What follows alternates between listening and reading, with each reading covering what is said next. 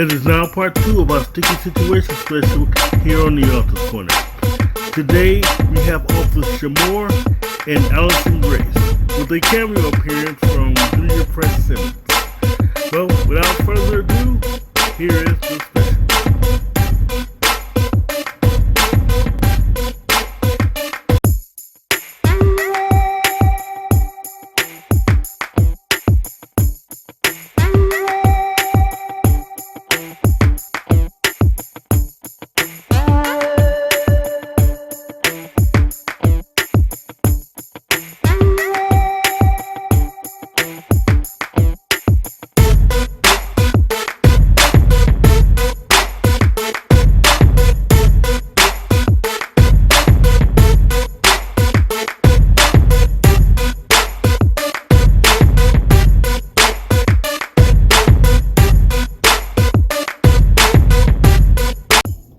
It's the Author's Corner's first contest. November 2nd, win copies of Small Town Love and Small Town Faith by author Michelle Lindo Rice on Kindle. The enter is simple. Just inbox me your email address on either Facebook or Twitter and put the words contest right next to it. Deadline is October 30th. And then after Michelle Lindo Rice's interview on November 2nd's Author's Corner, I will announce the winner. Those on my mailing list automatically entered. It's the Small Town Love Contest with Michelle Lindo Rice. Thank you, and as always, let your writing fuel your spirit.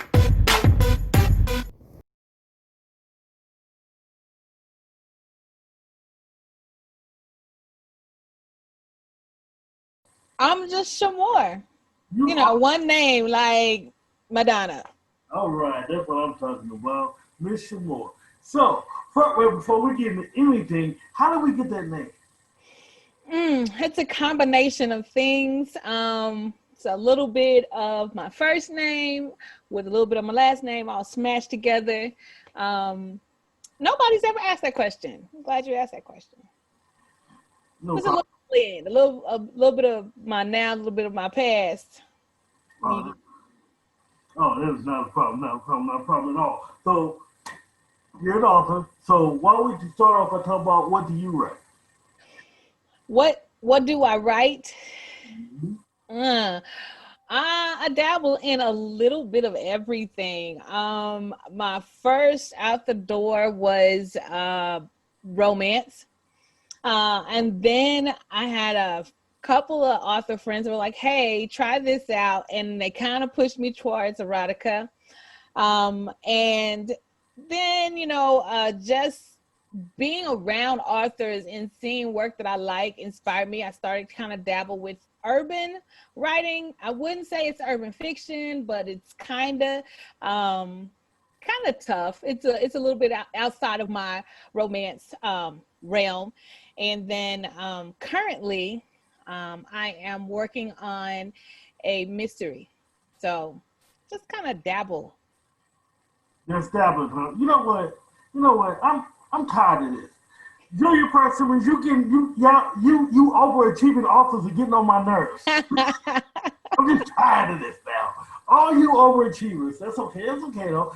You're gonna still be on my show. I'll let you know. Thank you. You gotta appreciate greatness, Exactly.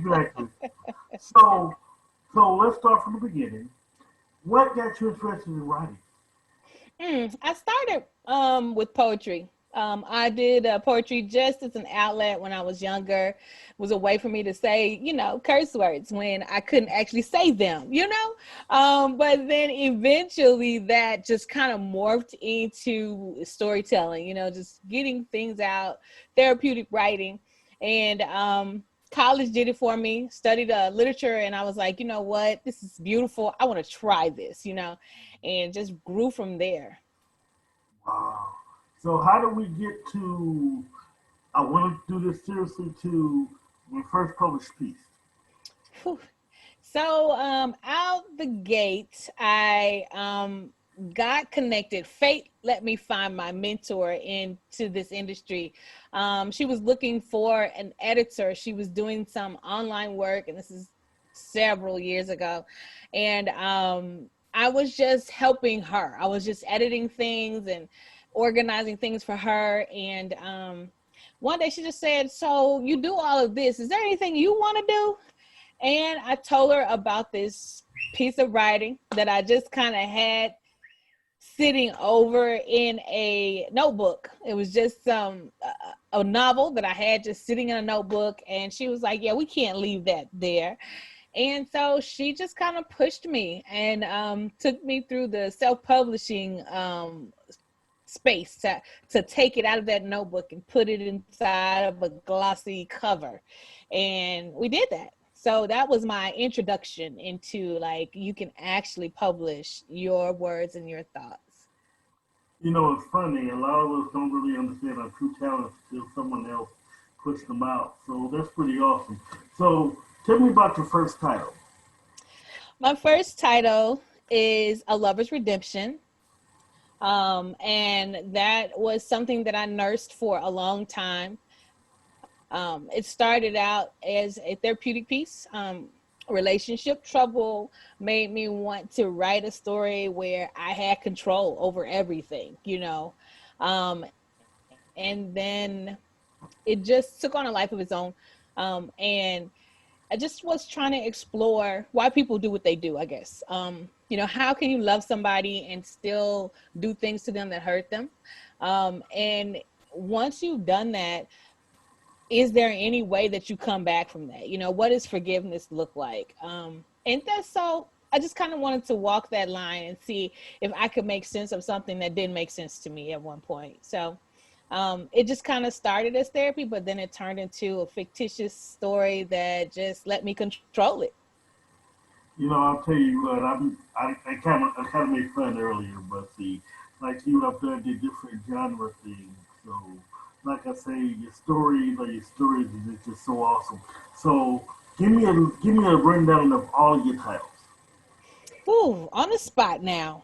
Um, so adult Shamor has done A Lover's Redemption. I did a short story series, Sierra's Reign. I finally collected all of those and published that as a novel. I have actually worked on the production side and done an anthology. And that was a collection of just short stories and poetry, erotica, romance. Um, that one is Fire and Desire.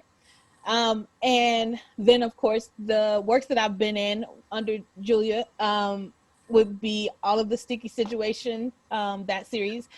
And young adult, I have two works, Freestyle, which is something that I created for young men so that they would kind of read more for leisure, and For the Love of My Life, which is taking that opportunity to pull young ladies into being able to talk about teen dating violence and just trying to open a door that makes them feel like it's okay to get help and discuss those things. So that's just right now what we're doing. Awesome, awesome, awesome. So let's get inside that pretty head of yours. So Oh, what? it's so what? dangerous in there. Oh, I don't mind. Trust me. I don't mind. I'm an author too, so trust me. I can go right on in there. So my next question for you is, what influences your characters and your plots and things like that? So I'm influenced as far as characters. You know, I'm a people watcher. I've always been a people watcher. Um, to the point sometimes that people are annoyed, like you're just too quiet. But I'm always taking in how people behave and then how people respond to behaviors. You know, how you can have a same personality show up in a room and three different people respond in three different ways to that same personality. Those kind of things always intrigue me. So I like to write about that and explore those personality types and put them in different situations. So that's kind of how my characters uh, evolve. They might start out as somebody I have in mind, but then I start to grow those different personality traits and they become someone that I've made up basically. But as far as plots, I typically just look at life. Sometimes I write about things that I've seen people go through. myself included. I'm not off limits. And then sometimes I just, wonder what would happen if, and that becomes a reason, a purpose for me to write. So. Awesome, awesome. Now I'm gonna sound like my mother here for a second. Why in the world did you hook up with that Junior Fresh Simmons lady? What is it about her? Y'all just want to fight to her. um, so you know how you start out as this new author, you get on your social media, you friend all these other authors, and her personality just stuck out to me, as I friended all these different people, and she just kept just sticking out to me, and I was like, man, she's really like interesting. She was inspiring. She was funny. She was, challenged in different things. She just seemed so real.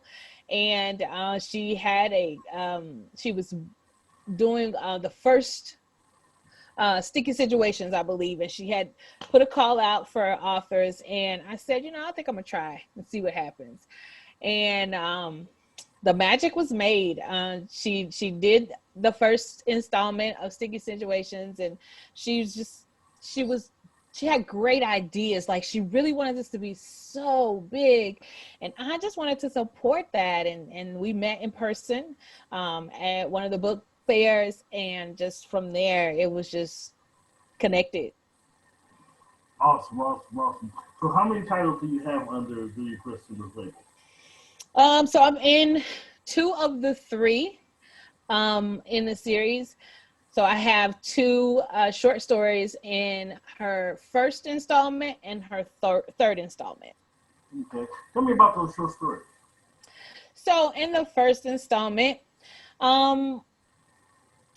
again, I am a romantic at heart. So even when you're reading the anthologies, I feel like I stick out a little bit from everyone, because sometimes I get so heavy into the romance that it's like, where's the erotica? So, but in the first installment, which is Getting to Maybe, I explored women in the sense that we always hear there's so much conversation about women who cannot maintain relationships. And I just wanted to give a picture of how it is to seem like you're this wonderful, have everything going for you woman, but maybe you're lonely. Maybe you can't sustain a healthy relationship, and the one person that you would want to be with is with someone else, and y'all just have this really good relationship. Y'all are friends, but it'll never be what you want it to be. And so I just wanted to explore that, and just give a voice to women who struggle to maintain those perfect relationships. And then, of course, she has to win in the end, because, it wouldn't be a Shamor classic if the woman then wins. So by the end of the tale, she has turned her life around a bit, and she is experiencing love. So that was the first one. And I did put a little bit of naughty in there. But in this last installment, I got caught up. I got caught up in the realness of the character, and she started to take over my plans. This one is a Feast from Famine, and just again giving a voice to women who are not always the mainstream perfect woman. There's something in the shadows, and just giving her a voice and a story. So in Feast of Famine, we watch her go from a place where she is missing something, and then of course she wins in the end, because it's a Shamor classic. So she finds love too.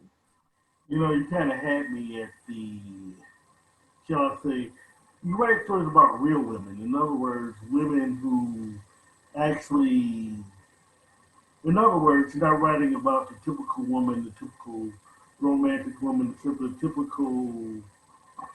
You write about the real woman. Is that always been your intention?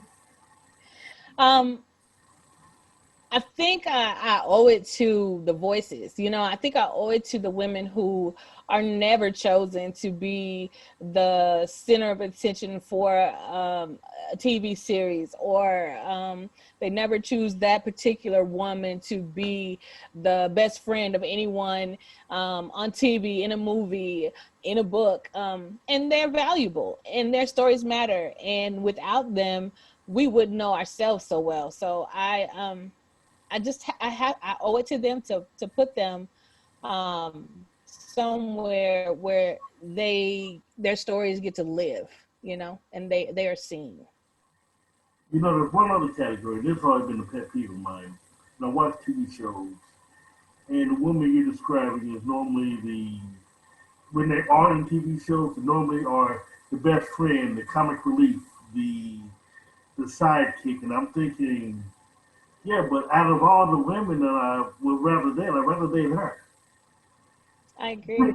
And people don't understand that. It's like you but I just say thank you for actually just putting it out there, because I'll use a show. I don't know if you ever seen Sisters before, but there's this one. She's highly funny, always into something, and she gets played down for laughs. And I just don't really. I think she's awesome for real. Right. Yeah. And it happens all the time. You know, like you said, they either are the comic relief or we never get to fully know their story. They're not developed to have a full story. So kudos for that. So let's get down to characters, because you made a couple mentions about what your characters do. You like the rest of us. I've actually spoke to many authors about this. Your characters control your story, don't they? They do. And it seems like every time I sit down to write, I tell myself, this time I'm going to have an outline and this is how the story's going to go. Quit lying. And Go ahead. I'm kidding. it just doesn't happen like that. At some point, the character says, you can trash that outline. This is what I'm doing today. So, I fight, especially towards my endings, trying to bring it around to where I had in mind it was going. And sometimes it just does not go there. You know, a lot of times, if you're like me and most authors, which I know you probably are, you argue with your characters. Because a scene will stop right there. And if you don't do what the character says, you're not gonna be able to finish the book well. Yes. Yes. You get it. You absolutely get it. So I mean, I don't really understand why or how it happens, but and people say you're too old for imaginary friends, but these are our imaginary friends. Yes. These are people that we argue with. Yes. So when you see us talking to ourselves, we're talking and arguing with our characters. Yes, absolutely. I often am telling a character, no, you are going to do this. You are going to do this. And they're like, no, I'm absolutely not going to do that. And you're going to have to figure out how you're ending this story, because I'm not doing it that way. So Awesome. So let's move on. So, do you have any more books coming up with some more books? So yes, Shamar is working on her first mystery. She has created a detective, and this detective is supposed to have several mysteries after. I had a couple of beta readers to kind of just, give me some feedback, because again, this is the one thing that I've always wanted to write, but I've always been afraid to do it. And this goes all the way back to just being a kid, sitting in a classroom, teacher reads the mystery, you guys got to figure it out, and you having to remember all the fine points that lead to the answer. And so that always somehow intimidated me. So I wanted to take control of that. And so I put off for several years writing one. This one, I'm just kind of, I'm like 40,000 words in, and I'm still like, I got to finish this.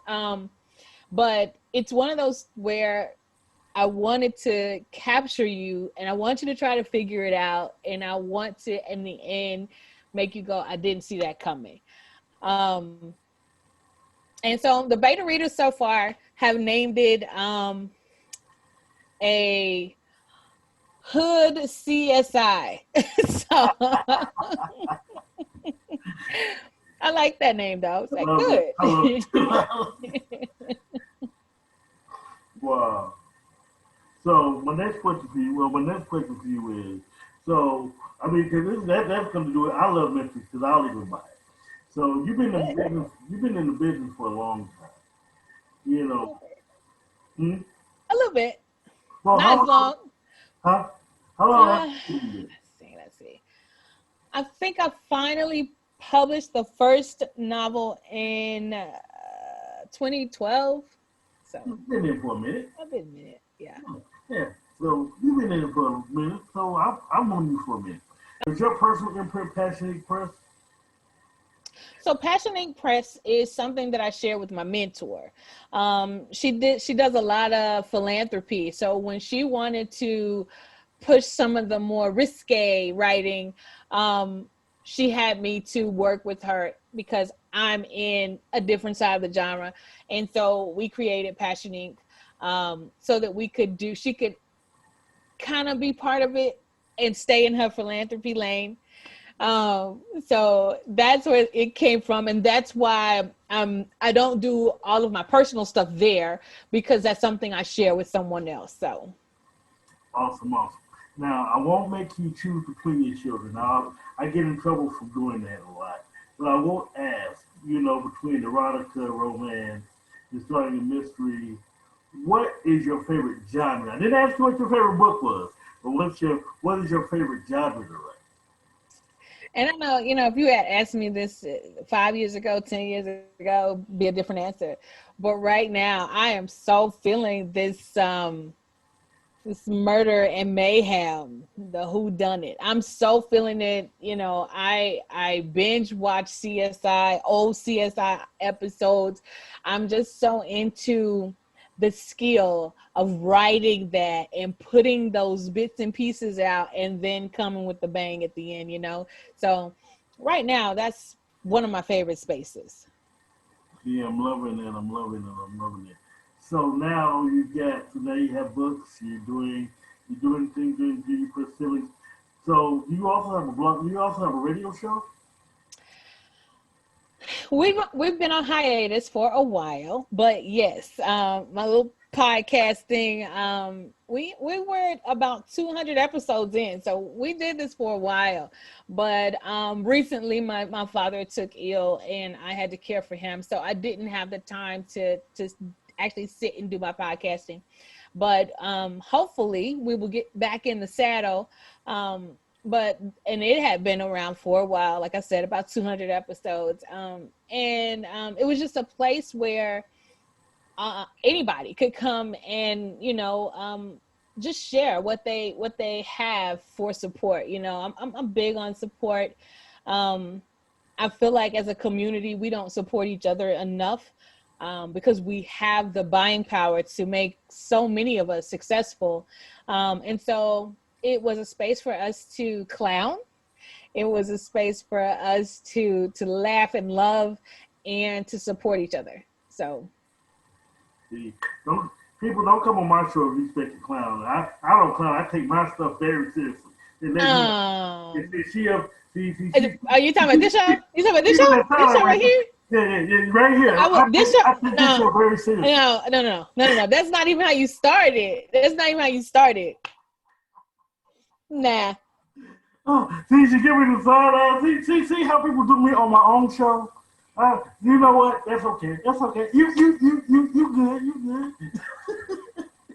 I know. This is a place for that too. So, but no, seriously, guys. Anybody come on, so this is how we do. We have we don't even do question and answer. We have conversations, we laugh, we joke. I mean, that's the best way to do it. Yeah. So my next question is, I'm glad you brought up I'm glad you brought up the whole networking thing. I've been asking a few authors this. What is the disconnect between us and networking? There's been a lot of there's disconnect and there's some disconnect, there isn't. But what is the disconnect? I guess it's I just feel like people don't understand that number one is just the position. There's so much room, and everything is not about competition. Because I've never seen a person that has only, read one book and died. Right. They can read your book and they can read my book and it's okay, but I feel like sometimes I really feel like that people vying for, especially the smaller publishing houses, vying for the writers. They wanted all the writers. So then they had to, in order to do that, they had to make themselves seem to be this phenomenal publishing house. And in order to do so, I have to have all of the number one writers, all the number one books. I have to be number one on Amazon. And then I have to trash somebody else.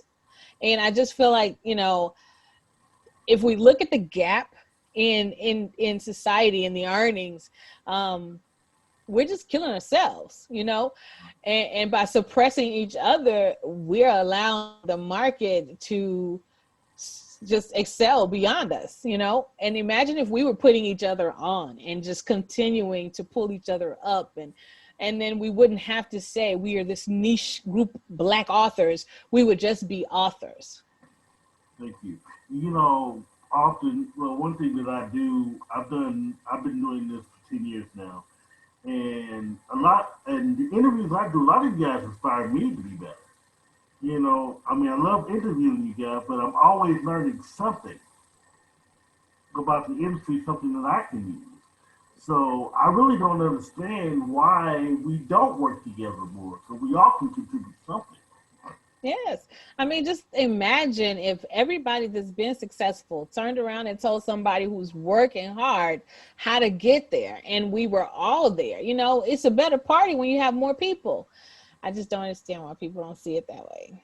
I don't either. And like you said, there's enough room at the top for everyone. Like when I go, when I go to yours, I don't want us to be just an African American section. I want us to be along with the other authors.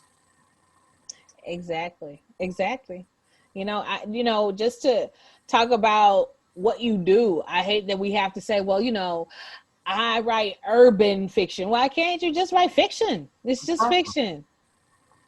So, there's like a lot of things that we really need to learn, and that if we learn, we grow. So Yeah. that's why I'm so happy I'm able to do these interviews. You guys are so great. So, I'm not slowing down by any means. Right. Thank you. We're glad.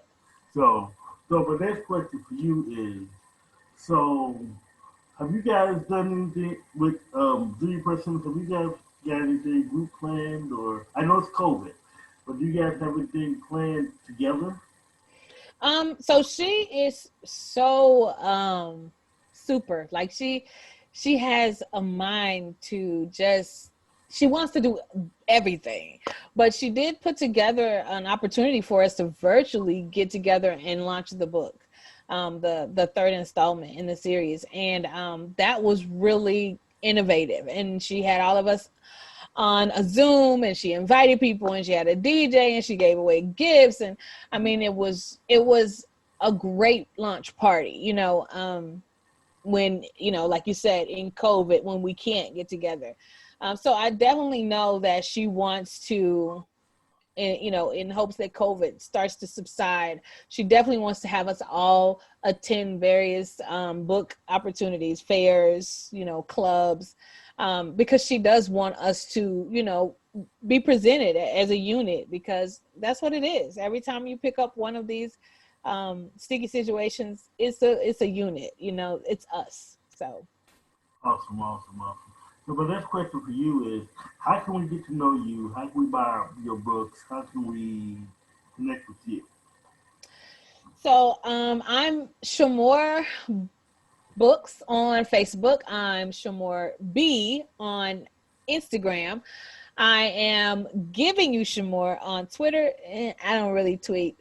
And all of my works can be found on Amazon, or you can contact me and I can give you a personalized autograph copy in the old-fashioned U.S. mail. So I'm in all of the places that your favorite indie author would be? You know, it's funny, we've been playing around, but I do want to say this. Between you and so many others I've interviewed from the Pacific, I can see you guys getting together writing movies. And, you know, next thing you know, I'll be hearing about you like I heard Tyler Perry the other day. You, Right. all Yeah. billionaires. I'm gonna own that. I'm gonna claim that from you. I definitely want to be like the secret billionaire that nobody knew was lurking. That's me.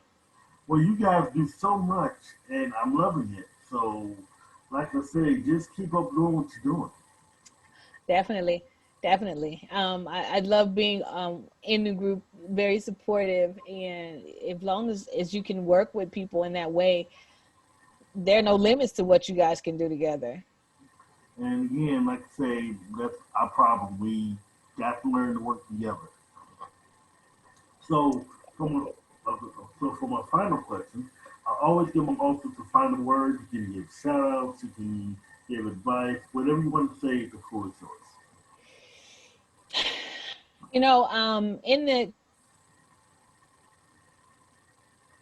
or leave on everybody's mind that we're still in uncharted territory for us, in the sense that we have a pandemic going on, we have such turmoil in our leadership, and then we have a disregard for the Black lives, and so definitely we need to make sure we are doing self-care, because this is a lot to carry on our shoulders every day.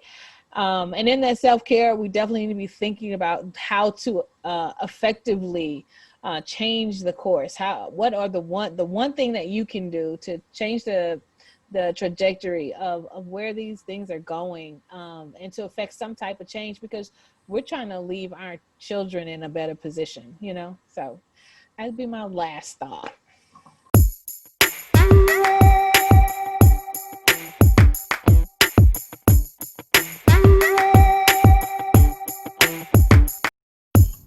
Next Monday, check out the authors of the vampire anthology Slay. Check out Nicole Kurtz and the collection of female authors, adding a lot of girl power for this interview. Stay tuned for authors Penelope Flynn, Samantha Bryant, Michelle Tracy Berger, and Alicia McCullough, all brought together by Nicole Kurtz as we talk about their path to writing and more. It's the authors of the vampire anthology Slay. Next Monday on the Author's Corner, and as always, let your writing fuel your spirit.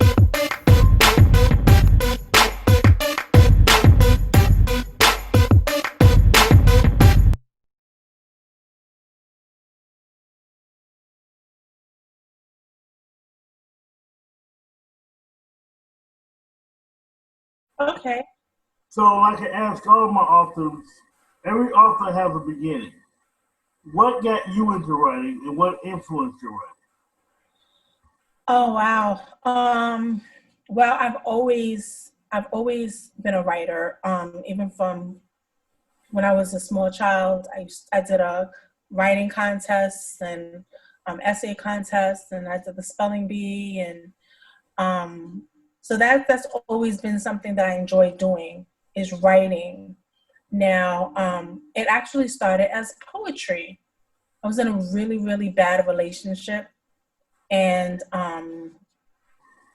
as opposed to me lashing out negatively and, you know, doing harm to them, I decided to write. And I put all my feelings and thoughts into a journal. So I believe journaling is very important. If you have a diary or a journal, just go ahead and write your feelings out. They have the story where you write a letter to the person that you're having a problem with, and you just crumple it up and you just throw it away. As long as you're able to get your feelings out, then that's super helpful. So that's exactly what I did. I was able to get my feelings out through poetry, and then it is translated into a book.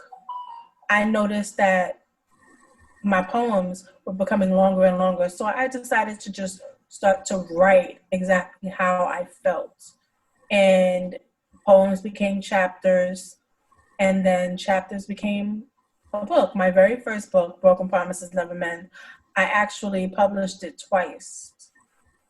So the first time I published it was in 2000, gosh, 2000, maybe 7 or 8. And then I went ahead and published it again about a year later in 2009. So I've been in the game for a long time. Okay, awesome. So, how did this get into writing novels and getting into the literary world completely? Sort of pushing both feet in. Well, like I said, I've always been in the literary world. I started out as a reviewer with the Cartel Publications. Shout out to T Styles and the VP Sharice Washington. I was a part of their street team and their pep squad. So my job was to get their books into the bookstores. I mean, this is back when we used to pound the pavement, selling books out the trunk, making the phone calls, walking into the bookstores and say, hey, where is such and such? And that's something that I used to do along with the rest of the team. So we used to get the books from the cartel and we used to read them and review them. And then we used to speak on it. This was back when we had MySpace. Yes. So in fact, that's actually when we first saw each other, MySpace. I'm sorry, yeah. Go ahead. Yeah. MySpace was where we used to connect. And we used to review the books on Amazon, and we used to have like a group and just connect with each other and just talk about the books and what's next, and just reach out to people and say, have you heard about T Styles? Have you heard about the Cartel Publications? So we were kind of like, they have cold calling, we were cold messaging and letting people know, hey, we have a new company coming out that they have some hot books. So if you don't know, you should hop on it. Wow. So, and speaking with T Styles, I told her that I always wanted to write, and and she told me, just do it. Just go ahead and do it. And it's not like I don't have the knowledge, because we have such a friendship and a history. She was able to guide me and to let me know all the steps.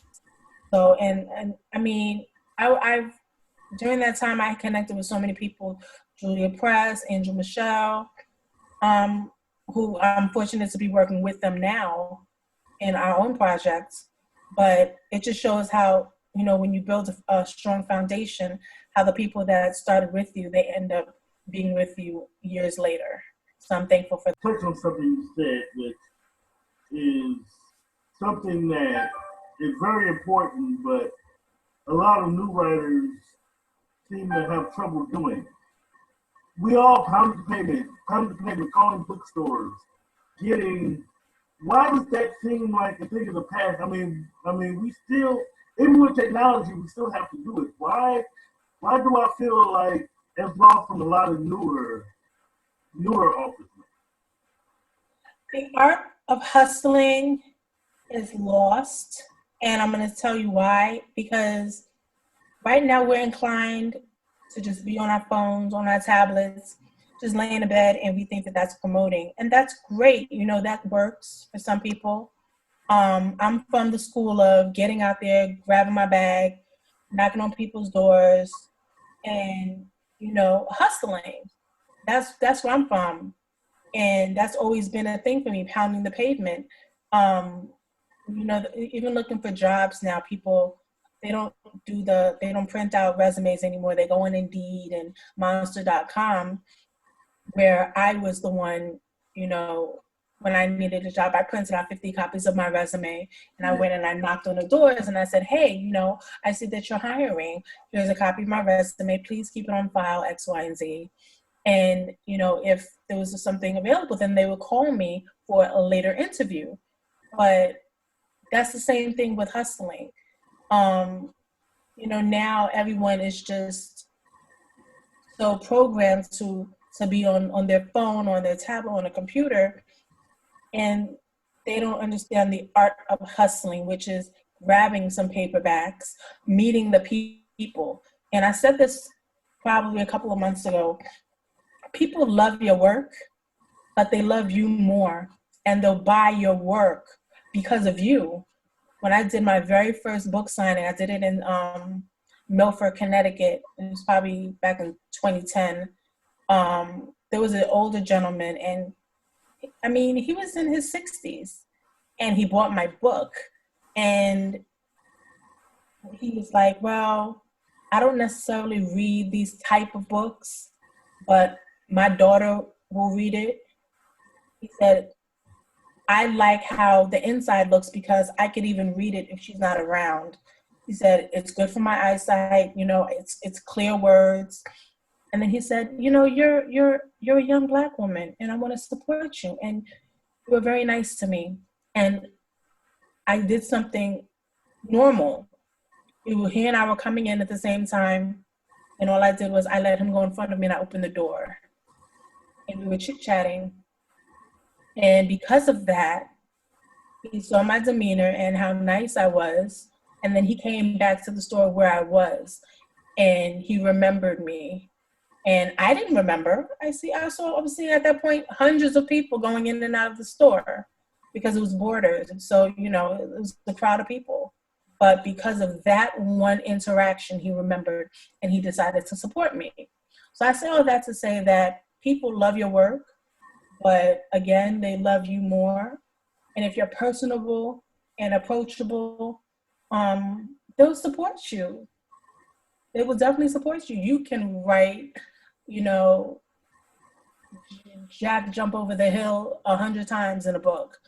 And, you know, a critic will say, oh, this is a horrible book, but it'll be a New York Times bestseller. Why? Because people love you. Yes. 50 Shades of Grey, I'm not particularly fond of that book. I think it's horrible, but it wasn't a literary great in my eyes, but it topped the list, several lists. It made money, a lot of money, and it was optioned for movies. So because of this horrible book that people read, I mean, the reviews, they have thousands of them, but are they really good reviews? They don't have a lot of 5-star reviews, but they have reviews. And because of that generation, you know, because of the reviews that were generated, a lot of people decided to check it out. It was mommy porn. And people weren't used to that. And it piqued their interest, and that's how, you know, everything came about. So, I mean, they say not all publicity is good publicity, but, you know, whatever works. And, you know, going back to the hustling on the street, that's how we did it. So people knew us and saw us by getting out there and meeting the people, which I totally miss now, especially with COVID. COVID is not our friend right now. Yeah, I miss that a lot. I want to say real quick before I move on, there's a difference between following trends and being, because you and I have known each other for a very long time on, like say, since MySpace, which we've been authors, we've been authors a very long time. Right. There's a difference between being in the industry a long time and someone getting lucky and making a book print. Like you said, it's the people. It can be a terrible book, but the people. A lot of people question why. You used to question, well, why do you put everything on your Facebook page? Well, my readers, I never wanted to be far from my readers because I have my favorite authors, but my favorite authors I can't always talk to. Right. A lot of my favorite authors are either busy or it's not personal. I want to be personal to my readers. Yeah. So trust me, I truly understand about getting in touch with your readers and why readers buy your book. So my next question for you is, now we're gonna get back to it. Give me some of your titles. But there's one particular I want to talk about. But I don't know, you know, apparently I have an affinity for the letter B, because I have broken promises never meant. I have bound by lies. I have bittersweet. I have a black widow. So I don't know. Um, I can honestly say that, like, one of my, well, I didn't say it, Amazon did, so I guess it's true. My best-selling novel is Prepaid Mistress, and that actually is one of my favorites to write. That was one of my favorites to write. It was very good. My latest, the last one that I released was about 5 years ago. I've been on a hiatus, so to speak. Is Black Widow, and that is my all-time favorite to write. I love that book. So I'm looking at the reason I was looking at the cover for that, and it was like, ooh, yeah. So tell me a little bit about Black Widow. I'm loving this cover. But first, Black Widow. First, who did your cover? Oh my gosh, that's the wonderful Brittany Williams. She is amazing. She's got a fan in me, and I'm addicted to her work. Awesome. I have so many covers stowed away that I bought from her, and I'm just waiting to release them. I'm just waiting to find the perfect story to put it to. But she is absolutely amazing, and I truly thank her for doing that cover for me. It was necessary, because it was the main character. She had a lot going on, and they say that the eyes are the windows to the soul. And for me, that's the first thing that caught my eye, was the woman's eyes. So you needed to see exactly what was going on with this woman, and she's a handful. She's got a lot going on.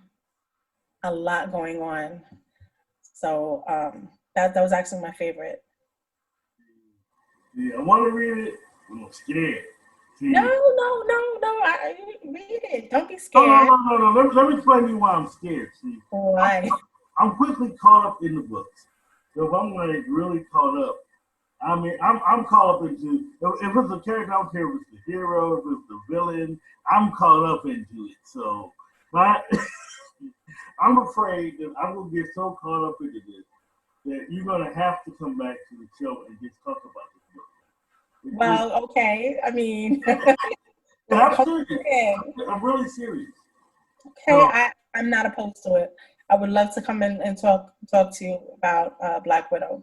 Black Widow, actually, I didn't, it's one of those books where it could just be a standalone, but I don't think I'm going to leave it just like that. I think I'm going to go ahead and do a Black Widow too. So I'm excited about that, and I'm gonna push for it. Hopefully 2021. I'm gonna drop that. So we'll see what happens. But I love that book. Cool. So you're into writing. What? How can I put this question? What influences your stories? What influences your character? Facebook. There's different people on there. Yeah. I'm not gonna argue with you on that one. Yes, most definitely. Yeah, my friend. I mean, there's so much crap that's going on. I'm liable to take your story, my story, mix it all together, add some seasonings, some sazon, some jerk, some sofrito, and change the names, locations, the guilty, the innocent, the in-betweens, and turn it into a storyline. So you never ever know. I've taken people's names on my timeline and turn them into characters.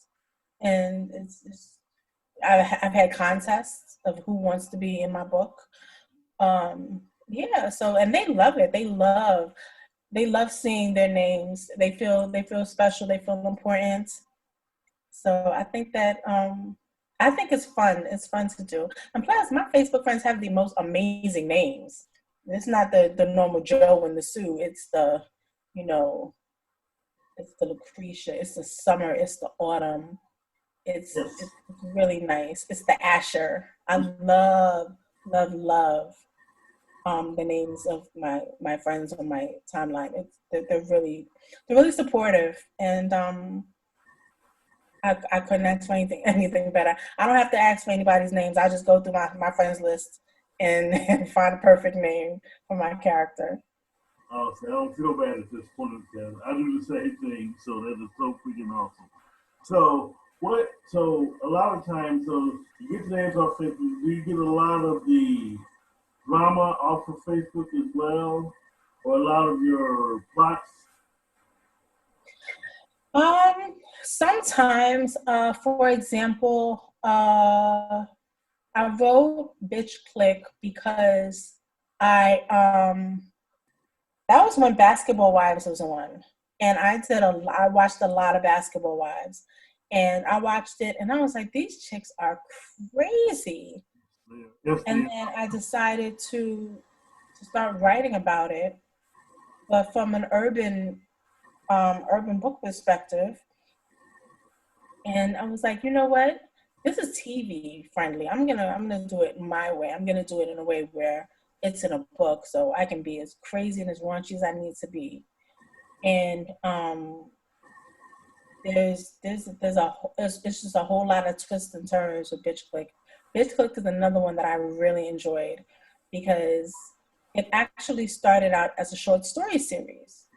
So every month I would drop a new short story until it got to the point where the readers were inboxing me and they were like, what's happening? What's going on? And I was like, oh, okay. I would work on something new until I signed with Peach Dollhouse with Seven McCrae. And she took the book and we were like, we're going to make this a full-length novel. So that's why it says Bitch Click Reloaded. And I love that cover because it looks like the Set It Off cover yes. from the movie. And and I added more content, I added more drama, and that book is dope. It's fast paced, a quick read. That is definitely a standalone, but it's fun. It's a fun, dramatic book. So I'm just gonna stop this interview right now. I've got an issue with you. Look at this pretty, beautiful woman right there, all innocent, smiling. Like she does nothing wrong. No, you know, she got all this drama in her head, and all this. And I bet you have more books in you that's ready to come out. I definitely have some more books in me. I have a lot of books in me. Um, yeah, I have a lot of books in me. Now, all my stories have been in sticky situations. So this innocent face has been. That. Yes. This innocent face has been been talking about some entanglements. Yeah. Wow. So now we go. So now we have you, the author.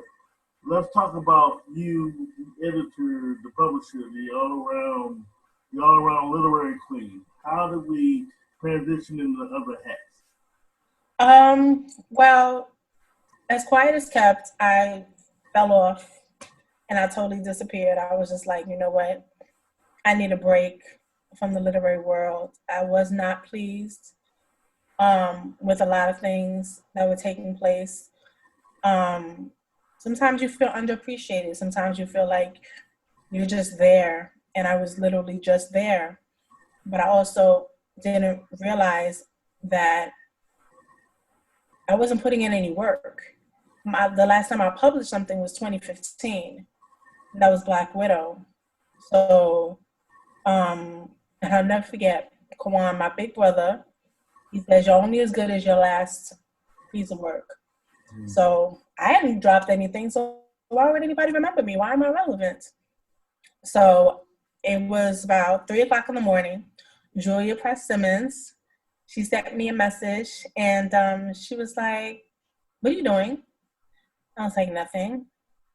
She was like, "I need to talk to you." And I was like, "Okay, what's up?" She was like, "First of all, why are you awake?" And I was like, "I don't sleep." So then she went ahead and she's like, "Well, I'm interested in publishing a story and I want you involved." And I was like, "Why?"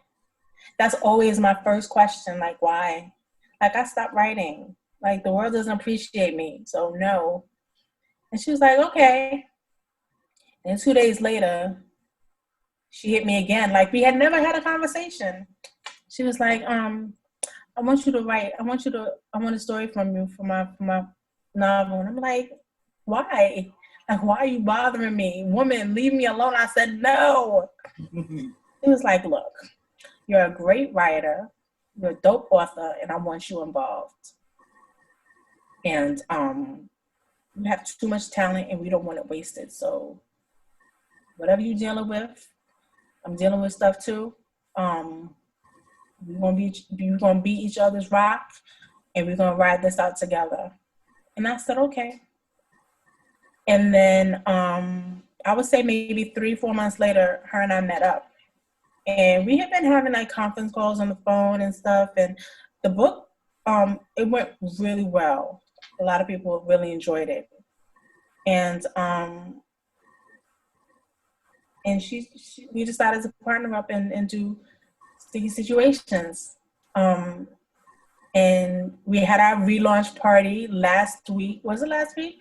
It was 2 weeks ago, August 8th. And we dropped Sticky Situations 3. And they love it. Anyone that reads it, please, we need some reviews. I need to let you guys know. We see that you guys are buying it. Reviews matter because then other people will see them and they'll want to know what the hype is about. So if anybody's out there and they have purchased it, we love reviews. So please leave your reviews. Now I will tell you this before I move on. In this all seriousness, those who buy books, the reason why reviews are important is because it helps push the book. It helps get the book further out there. And we know you guys love the books and keep buying more books, but reviews does matter. So please, you're buying her book, my book, anybody's book, please leave a review. It helps. That's word of mouth. It helps. It works wonders. Tell a friend to tell a friend. And people say, it's old school way. Old school way works. Old school way works because if I read someone's book, if I read Julia's book and I don't leave a review, then nobody knows that I've read it. But if I read Julia's book and I've left a review, then it will suggest other people's books to me. You enjoyed Julia's book, so how about blah, blah, blah? And then, then you'll end up reading that book. So if anyone reads the book, they'll get suggestions. And because myself and Angel Michelle and Shamora, we have been and Sandra Nicole, we have been in those books, they're going to suggest those people as authors in sticky situations. We are going to be suggested authors. So not only are you helping sticky situations, you are helping us individually as an author. And people are going to see our other works because we're not just, I think everyone involved we have a catalog of books. I don't even remember. We have probably collectively, I would say maybe 100 books that we have published. And that is no lie. Everyone that has participated in sticky situations, we have our own brand, individual brands, but collectively we are the sticky situations. We are a bunch of women that believe that, we're strong. We are strong individually, but stronger together. And it's not often that you see a group of women getting together and making things happen. So, you know, shout out to all my independent women. But when you see a group of women that are striving for success, we have pushed hard for this, and we are making it happen. And I'm so proud. I'm so excited for anything that's happening for the future for us. We have a lot. We have a lot for 2021 already, and I'm excited. I am on fire. You talk about a bunch of women getting together and everything. How about a bunch of black women getting together? Powerful. Talk Yes, about for real black yes. girl magic. That's for real black girl magic. Black and Yeah. magic for real. Yes. So that is most definitely. You guys should be proud of that. Yes, yes, we are. Thank you so much. You know, Because right now, you know, that's a double minority. Not a lot of people realize that being a black woman in this society is a double minority. Um, women, women, women make 70 cents on the dollar as opposed to a man. So we have to work harder to get that other 30 cents. We have to, you know, and it's hard, especially as the black woman, because when we're strong, when we assert ourselves, we're looked at as bitches. thank you. Exactly. But realistically speaking, you know, we're just standing up for what we believe in. We're standing up for what we deserve. When a man does it, you know, it's natural. You know, he's got his bravado, his machismo. But when a woman does it, it's like, stay in your place. No, we're not going to do that. And, you know, you can't silence somebody forever. So we're taking over. We've been taken over. And we need to be more protected. We need to be more appreciated. We need to be more uh, honored. But that can only happen when you think that of yourself, quite honestly. So when you, as a woman, step up and say, this is what I'm going to do, no apologies, no regrets, then people will look at you differently. So I'm happy to be a part of a group of women that are assertive and believe in not only themselves but each other. Because you can't, you know, if we have 8 women and only 2 of them really want to push, then that's not going to work. So we have 8 to 10 strong links. We have a lot of women, not just the authors. We have a whole tribe. So we have a lot of women that are working behind the scenes administratively. But you know, shout out to them. We appreciate you. We love you, and they are making things happen. We have so much going on for 2021. I wish I could tell you, but y'all just gonna have to wait and see. Okay, okay. I promise. I'll wait. I'll be patient. Y'all coming back on my show though. I mean, I can give you a little hint, but I mean, it's not the same. Right. The tangible proof is the pudding. So. Oh, I'm just gonna make you come back on the show. I mean, Okay. that's all I'm gonna do. So I do want to say this, and I'm going off. I'm going off from the tangent. I'm come right back. It's good to see black people doing their thing because I'm going to say this, and like I'm going to move on. You guys prove the stigma doesn't exist to where black women can get together unless there's drama and there's fighting. And actually, Cardi B made a statement this past week saying, pretty much, when we do have females, intelligent females that do talk knowledge, you don't stream them, you stream her, which is so true. Me, I'm always attracted to the intelligent, always thinking. So, thank you. So, thank you very much for showing Thank you. that you guys can get together and bring out good material and everything. Absolutely. Yeah, we have to stick together. We have to stick together. So, what do you guys? So, How do you guys collectively deal in the world, because there's still a lot of drama in the African American literary world? How do you guys deal with that? Drink water and mind my business. You heard that. Like, Because if it doesn't make any dollars, it doesn't make any sense. I'm not inserting myself in anything that doesn't have anything to do with me or how I make my money. Um, I'm not privy to that, quite honestly, and that's to do a lot with planning up my timeline. Um, when you have certain people on your timeline, then you are exposed to energies. And when I say energies, I mean negative and positive.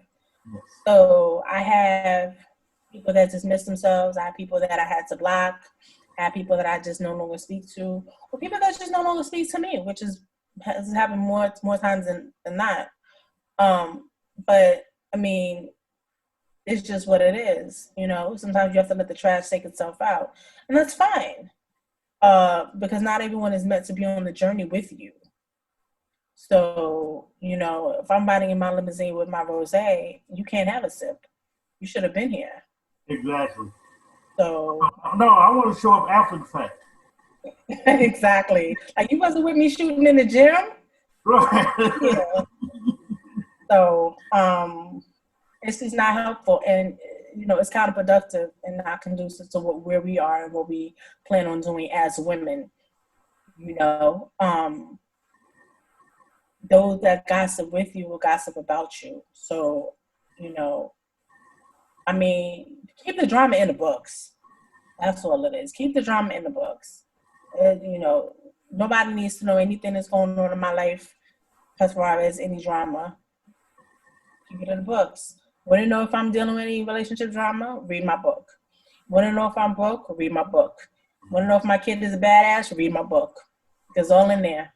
That's it. Because you're going to actually have people out there that's only going to look for you to fail, and they cannot stand that. And they'll just be waiting for you. So don't ever show them your hand. Exactly. So now we're going to get into more pleasantries. So, what do you like to do when you're not writing and being part of the literary world? What do you like to do? Right. Are you worse than me? I do. Yeah. When I'm not writing, I like to write. Oh. No, actually, I have. Jeez, I don't know anything. I mean, I write. I sell jewelry. I'm a full-time essential worker. I'm a mom. I'm a friend. I'm a daughter. I'm a sister. I'm an auntie. I mean, I have all these titles. I'm a unicorn. So it just, my 24 hours is pretty much taken up. So for me, and that's the one thing where I told Julie, I was like, I don't know if I can do this because I work full time. I work, 40-hour weeks. So it's hard to come home and then crack open the laptop. But if you want something bad enough, then you make sacrifices. And the nights that I stayed up an extra hour or so, just so I can finish the story, just so I can make it deadline, it's paid off. And I'm thankful for that. God definitely bless you. I mean, bless you, bless the team, bless everything. Everything is so awesome. So, how can I get to know you better? How can I get to buy your books? Where can I get to talk to you? How can I be personal with you to learn more about you and your book? Well, I am on Facebook. I'm on Twitter. I'm on Instagram. What is my name on I've changed my name so many times. So my Instagram is I am Allison _Grace. My Facebook is, I don't even know. That's Allison Grace from Facebook. Yes, it's Allison Grace. I don't know I forget what the URL is, but you can definitely look for Allison Grace. My profile picture is Sticky Situations Author. Mm-hmm.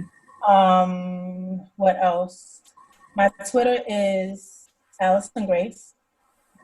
I try to stay consistent, and I'm actually working on my website, my own personal website, which is going to be Allison Grace. But I can that's to be further. But of course, we have everyone is linked up together because we're a brand and we're not just we're individual entities, but we're also a collection of women authors. So we have a website where everyone is going to have an author page. That's going to have all our books. That's linked. It's going to be mystickybooks.com. So we try to keep everything together. So you're going to see Julia's book. You're going to see Angel's books. You're going to see my books. So everything is going to be one collective spot. So you don't have to look too far. Awesome. I got an idea. I'll talk to you about that off camera. Now, here comes the part of the show where I give you the final word, shout outs, advice, whatever you want to say, the floor is yours. Well, I would love to first thank God for keeping me because there have been moments where I was just I felt very hopeless, and he he reminded me why I'm his child.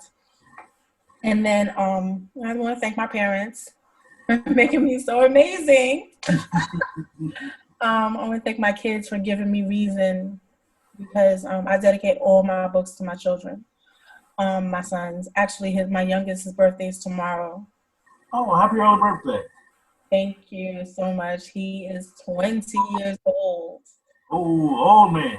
Yeah.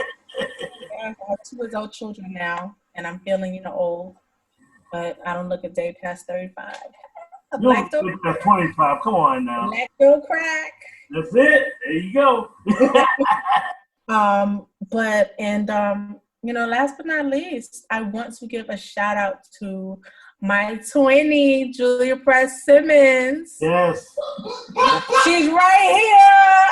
Hey, where? Hey, how you doing? Hey, see, I got you on. You need to come on the show yourself. She's coming. I'm gonna make her come. Yes, you are coming. No bueno. In fact, you stick around too because I have an idea, but this will be after the interview. I'll talk to you, Jeff. Well, I'll tell you in just a second. But yes, hey. She's been singing in the background. She's been chilling in the cut. She's been chilling in the cut the whole time. I love it. You know she's gonna be in the show, right? In this episode, right? Yes, she better be. She is the Pam to my Gina. She put herself in it, so there you go. Yep. So she definitely gets a shout out for pushing me and encouraging me and reminding me of the greatness that I am. And I don't want to continue because I'm gonna cry my lashes off. But but she's absolutely amazing, and she constantly encourages me and reminds me of why we started, and gives me hope for where we are going to be in the next year or 2 or 5. So I'm just very blessed to have connected with her. We have not only a great friendship, but a business relationship, and that doesn't always happen. It's very, very difficult to mix business with friendship. It is a fine line, and we have cussed each other out plenty of times. We have cussed each other out plenty of times, but we kiss, we make up, and we keep pushing because it's not about each other individually, it's about us. And when we have to make sure that each other's good for the brand. Yeah, I love that. We're an example. We have to set the example. So. Yeah, I love that. So thank you so much. Just who is author H.D. Campbell? He's the multi-gene author who can take you on several trips at once. With H.D. Campbell, you can have a romance, you can track a killer, or even stop an international incident. For 30 years and still writing, H.D. Campbell will take you on trips you've never been before. Learn more about him by logging on to hdcampbell3.com or check him out on Facebook, Twitter, Instagram, Pinterest, and LinkedIn. Read his rewrites of How to Lose a Black Woman and Late Murder at 10, with a new title coming soon. And as always, let your writing fuel your spirit.